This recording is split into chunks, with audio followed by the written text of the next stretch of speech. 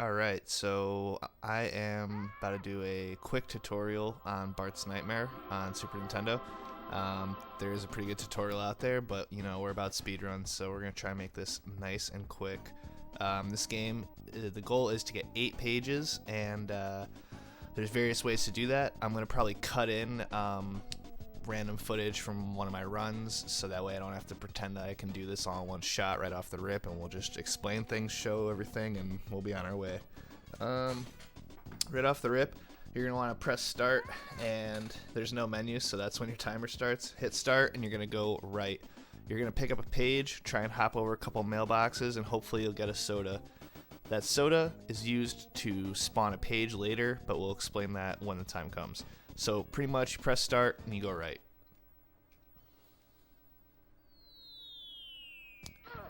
Should be getting a page within like a few seconds. It's pretty quick. Hop in there. So for this stage right here, you pretty much have to memorize the route. I'm going to post a map and you can screenshot it. It's also on the SRC information that you can grab for where the tutorials are. But yeah, it's pretty much just memorize the route and implement it.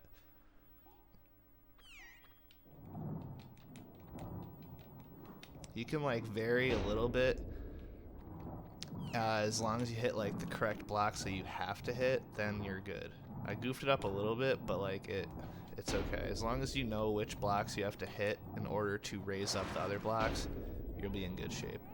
You don't want to hang out though while you're doing this. You don't want to wait around for these blue devils. They will hit you and push you into flames, and it'll be a big nightmare. Same goes for the next level. You kind of just want to not stop. Stopping obviously wastes time, but it's also just more dangerous. Green devils will spawn and they will kill you, and it'll be awful.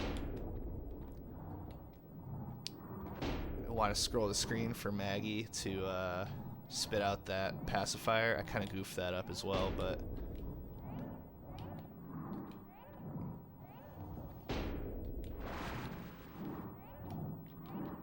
we're in there. There's certain spots where you can run past Maggie. It's the straightaways you could see, but when you're kind of doing some weird movement near her, you scroll the screen with that shoulder button, you'll be fine. So when you start again in the street, you change direction. There's a soda. We got real lucky. Change direction. You should be seeing a second page pop up fairly quickly. Sometimes not so much, but there we go. So those are the first 2 pages. You want to do those are the random pages that we get, and then after that we're going to be doing tricks to spawn pages.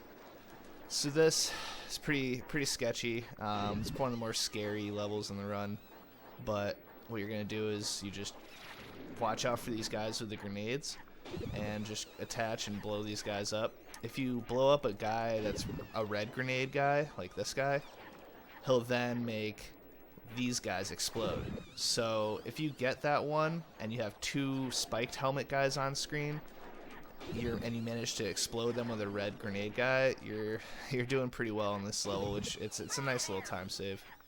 But yeah, as soon as you blow one of those guys up, another Smiling Joe will pop up, and you just rinse and repeat and try not to get killed. Those grenades are definitely scary. If they hit you, they will end the level, and it's pretty much a reset. That's why it's kind of nice to get this run, or this level out of the way right off the rip, so you don't lose a good run to it. But to each their own. Okay, so I still change directions each time I spawn. Me personally, I like to go into the road, spit a seed at that TV. Whenever you do that, it'll spawn a page. If a page doesn't spawn, it means there's too much stuff on screen. So you have to just despawn or just wait for things to leave. The Jebediah heads are notorious for that. So here's the itchy and scratchy level. This level's pretty simple once you know what to do, how many there are, enemies coming out. These guys alternate for a minute, and then he starts coming from the left, I believe, with a bazooka, and then we got like a flamethrower. You could. This is like a safe spot to stand if you were ever so interested. You can just wait for them to come out, stand right here. It's not the worst. Whoops. Or you could ideally stand closer to that doorway so that way you can zoom in right after you kill them. It's just a little bit scarier, but if you hang out towards the top of the screen, you'll be alright. So you grab the fire extinguisher. You go for these vacuums. Set number of vacuums come out. Once you kill that set number, I believe it's 8, then we get Itchy and Scratchy to start coming. They come out, I think it's left, right, left, and then right. It's the same every time. Go here, kill that guy, and you immediately go upstairs.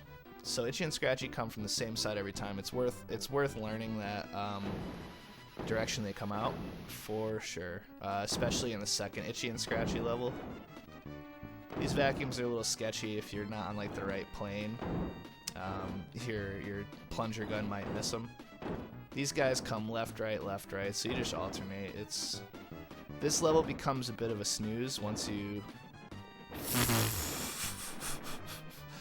figure it out, or once you're like doing a tutorial and pretending you know what to do. Here's why it's really a snooze though. So you come down here and just chill. You hold down on A. You don't need to do anything. This is a safe spot. You could stand kind of wherever, so long as you're just shooting this way. You don't have to deal with anything. Read chat, read a book, whatever. Go get some food real quick. It's pretty nice.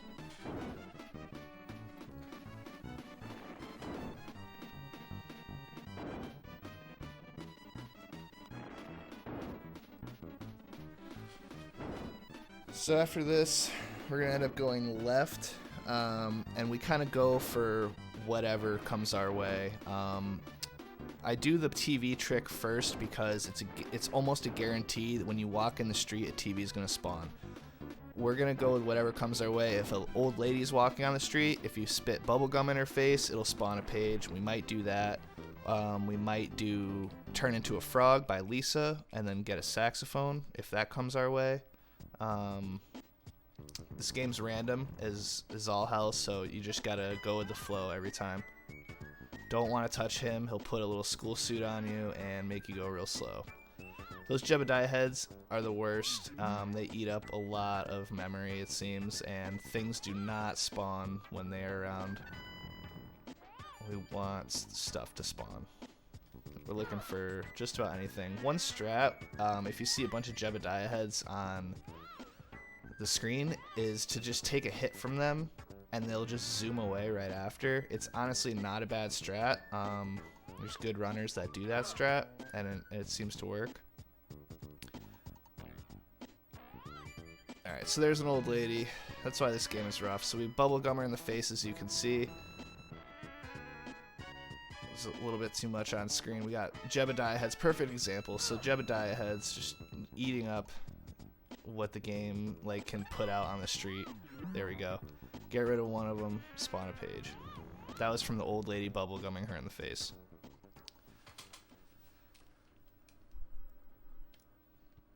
Alright, so this one, pretty standard. You want to start out coming down, and then you kind of line up your eyes like right about here, I believe. And you are trying to kill these little red airplanes. Those little red airplanes cause a ton of lag. This level I'm not going to be able to do very well, but you pretty much, it can be a lag fest. It's all about bosses. This level has a lot of potential, I think, for time save in runs, especially mine. But if you could get quick boss fights in here, and you can manage a little bit of the lag, it's not that it could be very fruitful. But as to where like some of the other levels, they seem real standard with how much time you can spend in them. Like Itchy and Scratchy becomes very standard. So I like to come down here, and we'll see once like missiles start popping up. This is like a pretty safe spot to stand or fly.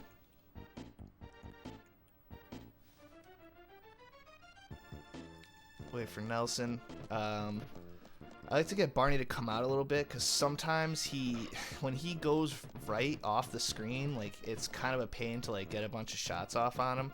So you kind of want to almost, like, lure him out, and, like, if you can. Yeah, this is kind of crappy. But that's one way to do it. I mean, you could still hit him when he's off screen, but it's almost a bit better if you can get him more on screen. He just likes to go right. But this is what I was talking about with, like, just holding right. You don't have to do anything. You just hold right. You're fine if you just go to the bottom. These missiles aren't anything to deal with.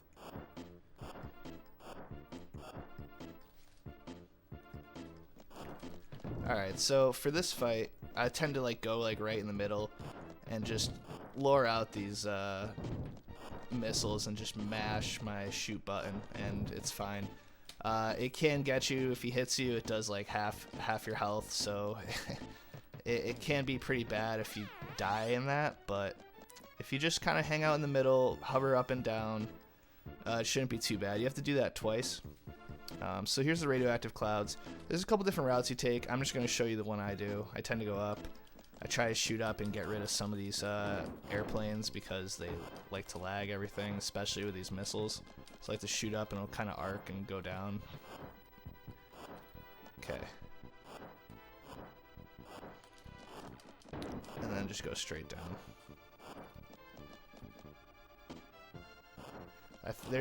I've seen other people do other paths. I don't know that one is that great or the other is great. Maybe mine sucks, but that's what I do. Just try to hang in the middle. Don't want to lose, like, you don't want him to, like, corner you in the left, and, like, that could suck. Or if he, like, hangs out, like, at the bottom of the screen. Great fight, though. Great fight. But, yeah, so I'm just wanting to demonstrate the time loss that could happen if you get hit.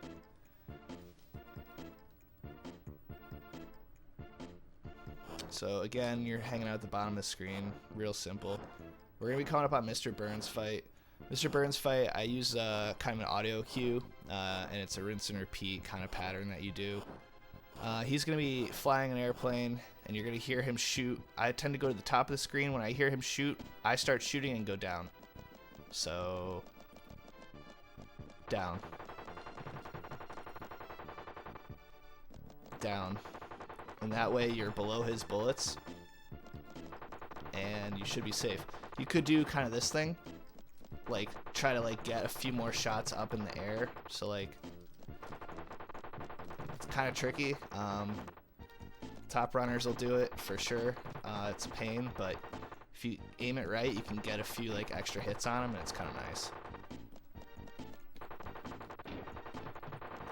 A little tricky though. I'd play it safe and just go down when you hear that shooting sound. Just mash. The double KO? Nice. I did that on purpose. Alright, so we're going to go right. We're hoping for whatever comes our way. We've already done the TV. We've done the old lady.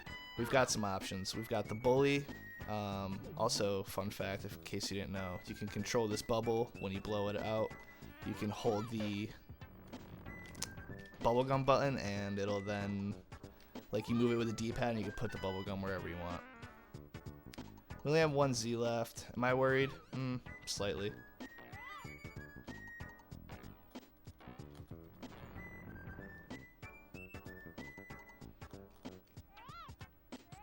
Alright, so there's Lisa. She's gonna turn us into a frog. We're gonna try and dodge that, cross the road, get these Jebediahs off screen. If you cross the road, it totally spawns a saxophone. It works sometimes, but it's a totally legit strat. So yeah, you just had to cross the road a few times. Hit the frog against the saxophone, page pops up. Works every time.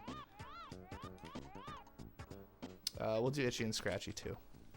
So this level, it's crucial that you stay holding the plunger. Again, yeah, it's worth just you'll end up memorizing like the sides in which Itchy and Scratchy come out. So you go to the right, you kill 5 vacuums. I think that's 4, right? 5. And hop back over here, stand here, shoot that thing, because those eyeballs will kill you. The life is pointless to get, but I got it anyways. It's pointless because the run is going to be over if you die after this room. Because you're going to end up not being able to do the quick kill. But anyways, so this room, you start out, you go right, you kill 5 vacuums, go left, and that's how you get more vacuums to spawn, and Itchy and Scratchy show up. Same thing here as the previous kitchen, just find this sweet spot, hang out, and hold the shoot button.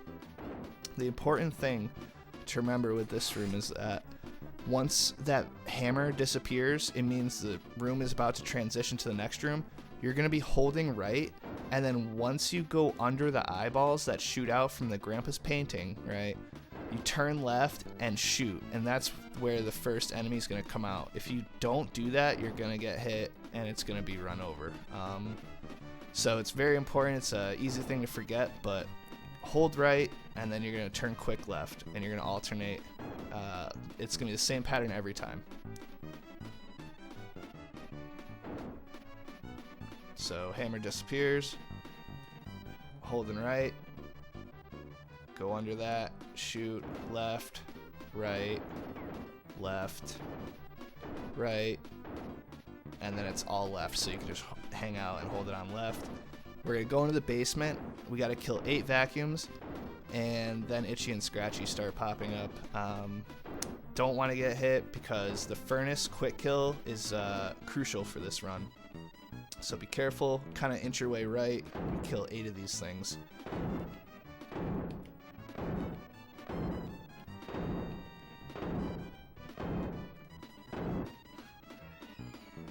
And then they alternate left, right, left. And then on the second right, you run over here and just shoot that thing, and then it's done. Otherwise, you have to go behind here, you grab the fire extinguisher, and you just shoot out the flames. It's a very long process. Very, very long process. You don't want to do that. Alright, so we're hoping for bullies to show up. If the bullies show up, we can use our soda, and we can get our last page. But this is the part of the game that is can be very mean. This game doesn't necessarily hook you up with bullies just because you have a soda. Whew, that was close. So you just kind of hope for the best. We're kind of hoping for the best right now.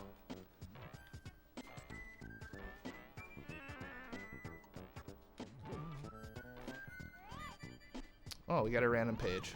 So if the bullies did show up, they're going to grab you. You have to hit the soda when they grab you. You cannot do it earlier. If they have to be touching you. If you do it earlier, it won't spawn a page.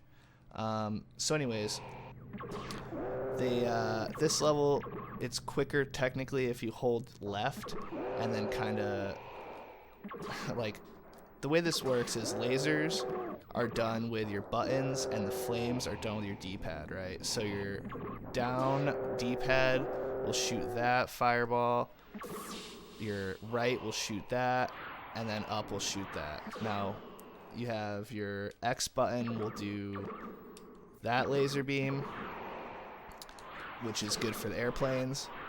The airplanes do a ton of damage, although you don't see your own damage. Your B button will take care of the tanks. Right takes care of the helicopters.